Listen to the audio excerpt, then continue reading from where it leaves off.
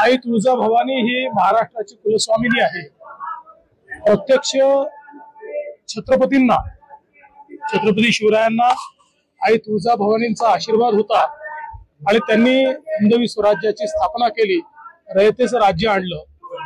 आमचे आराध्य दैवत छत्रपती शिवराय आहेत, त्यामुळे त्यांनी ज्या प्रकारे राज्यकारभार चालवणं आमच्याकडून अपेक्षित आहे तसाच राज्यकारभार चालावा हीच आईच्या चरणी प्रार्थना आहे आणि त्याकरता आईने आम्हाला आशीर्वाद द्यावा ही आईच्या चरणी प्रार्थना आहे। या निमित्ताने एक अतिशय चांगला विकास आराखडा आपण तयार केलेला आहे।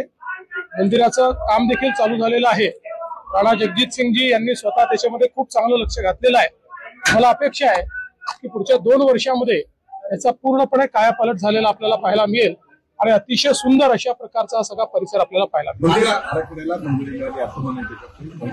मंदिर आराखड्याला मंजुरीच आहे, त्यात काही टेक्निकल गोष्टी आता फक्त अंतर्भूत करायच्या, तेवढं झालं की सगळी मंजुरी होणार आहे। पण त्याची वाट न पाहता आम्ही तात्काळ जी महत्वाची कामं आहे त्याच्याकरता पैसा रिलीज करतो। सर, एकच प्रश्न, उदयनराजेंनी शिवाजी महाराजांबद्दल जे वक्तव्य वेगवेगळे होत राहतात त्याच्याबद्दल नाराजी केली, सरकारवर नाराजी व्यक्त संभाजी महाराजांनी केलेली आणि त्याच्यात प्रकाश आंबेडकरांनी सुद्धा टीका केलेली आणि स्पष्ट करावाची भूमिका मागणी केलेली। सर, छत्रपती शिवराय हे आमचे आराध्य दैवत आहेत आणि आम्ही छत्रपती शिवरायांचा मान सन्मान स्वाभिमान राहावा याकरता जे लागेल ते करेल।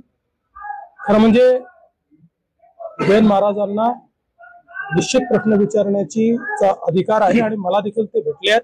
त्यांची अपेक्षा एवढीच आहे की अशा प्रकारे जे करतात त्यांना कडक शासन झालं पाहिजे, ते आम्ही निश्चितपणे करू आणि त्यासोबत छत्रपतींच्या वंशजांना जे पुरावे मागतात त्यांच्यावरही तेवढंच कडक शासन झालं पाहिजे।